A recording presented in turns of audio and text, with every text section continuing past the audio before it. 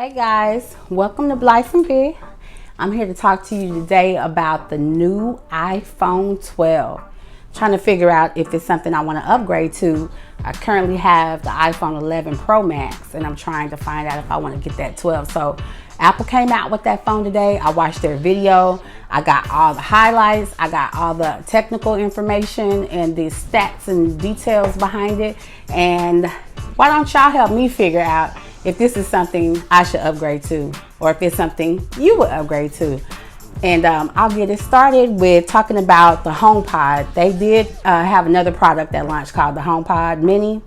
They already have the HomePod out, but they have the mini ones. They look kind of like little kind of round candles, and they're a lot smaller than the original HomePods. They come in white and gray.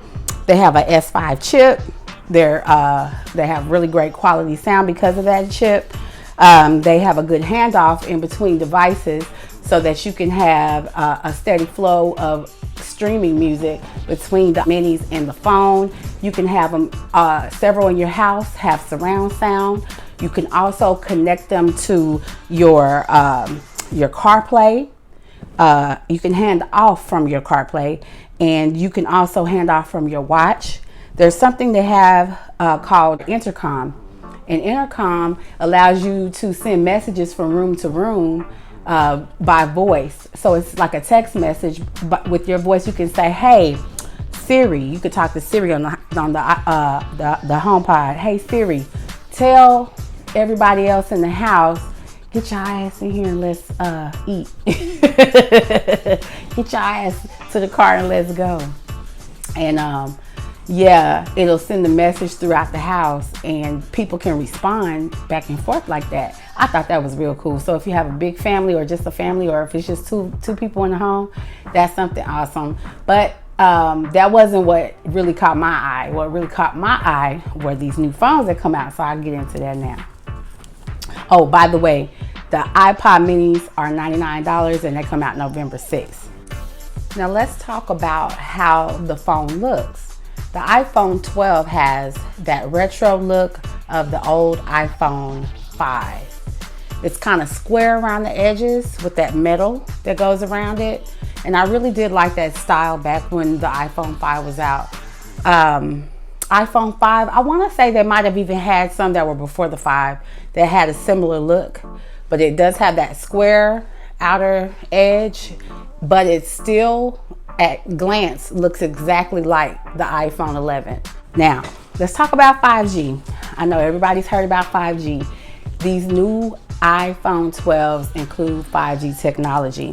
They're supposed to make it super fast, more advanced, higher network speed, private and secure, with double upload and double download speed. So all those apps and different music, the movies, how you have to watch them go around and around before they download, should just download really quickly, just like that. So that's awesome. But the problem with the 5G is, if you think about it, not all of the venues that are supposed to interact with 5G technology devices have upgraded their services and their networks yet. It's supposed to be really interactive with like airports and things like that, places where there's a lot of high traffic, where there's a lot of people, a lot of technology that interfaces with your phone. Those places are supposed to also be upgrading to 5G. So the problem with the 5G being on the phone right now is that your phone will have it, but these places that you're supposed to be interacting with your phone won't. So all of the things that your phone could do you won't be able to do them. And by the time they upgrade all of these different venues with the 5G technology, iPhone will probably have a new phone out by then.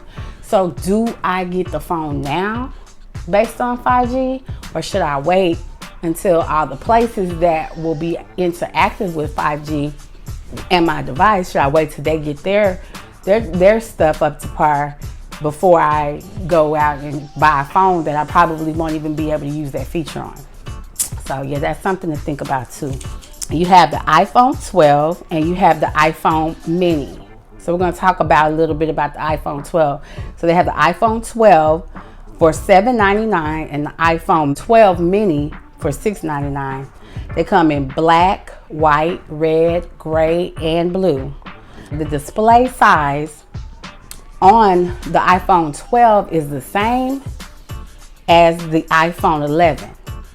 The display is the same as the iPhone 11 on the 12, but it's 11% thinner on the 12, 15% smaller, and 16% lighter. So even though the display is the same size, everything else is much smaller, thinner, and lighter. It has 2 times the pixels than what the 11 has. And the 12 also has a higher HDR. Now let's talk about the glass. They're calling the glass ceramic shield, and it's supposed to be this high temperature crystal glass. And it's supposed to make the screen tougher than regular glass.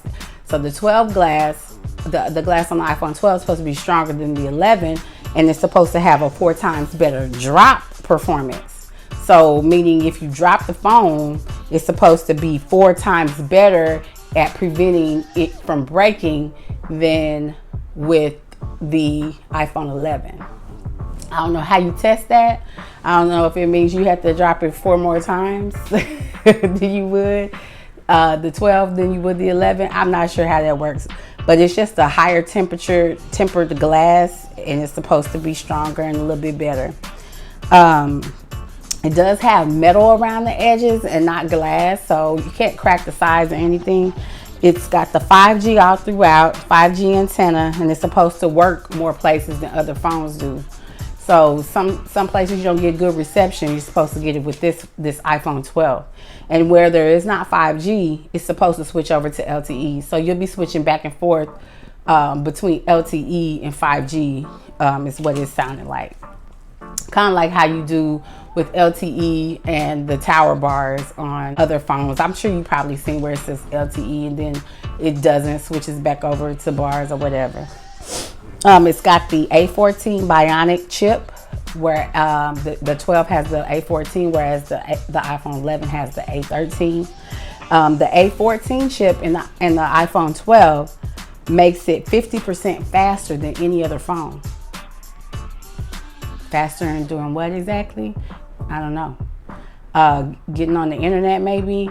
You know, we already talked about downloading, but maybe playing games and stuff too, you know. But I don't know. My phone's pretty fast, so I don't know what 50% faster would look like. One thing though, like I was just talking about games, this iPhone 12 is getting the world's most popular game on the iPhone 12, League of Legends. So if you are into games and you're a gamer, you will probably love it just for that. I'm not really that much into games because I don't really have time to play a lot of games. So that didn't really appeal to me as much. But I'm sure there's a lot of people that I know personally that would love the fact that League of Legends is coming to the iPhone 12. Okay, the camera. It's got the ultra wide, the I think it's called the new wide camera, 7-element lens, more automatic adjustments. So it automatically adjusts color and things like that way better than the iPhone 11. So that's something that might appeal to people who are into photography or videography and things like that. Improved night mode for video and pics. Now, something that really got my attention is MagSafe. So on the back of the phones, I think it might have started with the 10s, the iPhone 10s, but I know it's on my iPhone 11. It has a magnet in the back where you can lay your phone down to charge it. But the problem has been that if you don't lay it just right, you could go to sleep, put it on those flat chargers, wake up, and your phone is not charged because you didn't have it in just the right spot. With these new iPhone 12s, it has a much bigger magnet. It's going to improve the charging because of the size. Also, it's going to charge much faster at a much faster rate. Again, it's called MagSafe. And with MagSafe, you also are going to have snap accessories because it's a magnet. So you'll have cases that snap on the back of your phone. Clear cases, color cases, leather cases, all of them will just snap right onto your phone. No more trying to squeeze them in and squeeze them out, trying not to damage your phone. I love that. Also, they're going to have snap accessories such as wallets that snap on the back of your case. So you don't have to have a case that has a wallet. You can snap the wallet onto the case and the case onto the phone. So all of your accessories will be magnetized together. You'll have your debit card, credit cards in your wallet, and you can take that off, keep your case on, not have to take everything off at one time. Love it. Also, there's going to be a charging case for the phones too. They're still developing some of this technology, and they were talking about how other companies were coming up with different products as well. iPhone is going to have a MagSafe Duo where it charges your phone and your Apple Watch at the same time. And Belkin's is coming up with the car mountain multi-charging dock station. Now, what they are doing is going to be removing the headphones and the charging brick from the phone box. So when they retail the phone, when they sell the phone, it's no longer going to come with the charging brick. It's only going to come with the USB-C cable. And those started coming out on the iPhone 11s. So if you have an iPhone 11, then you have the USB-C cable already. It's called a lightning cable. They're also saying how removing the headphones and the bricks is supposed to cut down on carbon emissions, waste, and it makes for easier shipping because they can use a flatter box and they can ship more products and ship easier. Everybody's using AirPods, or they say everybody already has a pair of headphones that came with other Apple products, so won't be getting those. So if you look forward to getting your headphones in the box, not this time. All right, so like I said, it has the USB-C cable. Now the iPhone 12 mini, I'll talk about that really quickly. It has a screen size. I don't know if you remember the iPhone 8, but that was my favorite phone. The iPhone mini screen is the size of the iPhone 8 screen, but the phone is smaller than the iPhone 8, but the screen's the same size. The screen is 5.4 inches. So that's a real good size. You know, if you don't like the bigger phones, that's a really good size. And it has exactly the same features as the iPhone 12. It's just a smaller version. For Pro users, iPhone 12 Pro, it has the enhanced features of the cameras. It's really going to be for camera users and video people. It comes in 4 colors: elegant silver, rich deep graphite, which is like a dark gray, stunning gold, and Pacific blue. It has the ceramic shield glass as well. It's still waterproof and up to 6 meters for 30 minutes. It has a Super Retina HDR display. The iPhone 11 screen was 5.8 inches and it goes up to 6.1 inches. Yeah. And then the Pro Max goes from 6.5 inches in the 11 to 6.7 inches in the 12. And it's 3.5 million more pixels in the display in the 12 than it was in the 11. Now with the camera, that it has something new called Deep Fusion. For people who are photographers, videographers, people who make movies or do lots of videos, that might be something that they're really interested in. It still has the ultra wide, new wide cam, 52 millimeter telephoto cam, the third one, and it's for portraits. And it's 4 times the optical zoom range of the iPhone 11. It has a 10-bit HDR recording, and that includes 200 million more colors, which is 60 times more than before on the iPhone 11. It has Dolby Vision HDR camera. I'm sorry, not camera, but technology for picture taking and videos. And you can also edit in Dolby Vision from the Photos app.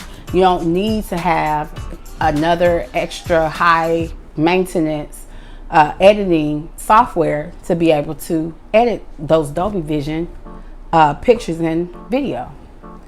It also has something called LiDAR scanning, which creates a more accurate AR interaction. So when you are placing those objects into your picture to see where the placement would be, those objects that are not real, whether it be for you're trying to see what furniture would look like, what something would look like in a room, but it's AR, it's not real, it's artificial. It'll be more accurate using the LiDAR scanning, and you can figure out where the placement of different things and objects would be in a room. It's going to have faster adjusting, so the color and display will adjust faster when you're taking pictures and video. It's going to have a faster auto focusing, low light, and faster capturing. It's going to be 6 times faster to be exact. Now, the iPhone 12 is going to be the same price that the iPhone 11 was, and the iPhone 12 Pro is going to be $999. So let me go back. The iPhone 12 was $799. The iPhone 12 mini was $699. The Pro, the iPhone Pro, the iPhone 12 Pro is $999, the same price as the iPhone 11 Pro. But it's gonna have double the gigs. That's one really big perk. It's gonna have more space starting right off. There's not gonna be a higher price point that you have to pay to get the 128 gigs. And that's something that I needed now, because I'm already out of space on my iPhone 11 Pro Max. That might make it worth it. The iPhone 12 Pro Max is going to be $1,099 or $1,099. The iPhone 12 and the Pro are going to be available for pre-order October the 16th, which is this Friday. And they will be ready for regular order on October the 23rd. The Pro Max and the Mini 12 will be available on November the 6th. And those will ship out November the 13th. So that's everything. It was a lot, but tell me what you think. And tell me if you would upgrade from the 11 Pro Max to the iPhone 12, the iPhone 12 Pro, or the iPhone 12 Pro Max, or the Mini, if you were me, or if you were you. Tell me what you would do. Thanks guys for watching, and I'll be back soon with another video. But don't forget to like, share, and subscribe. Hit those buttons, and have a good one.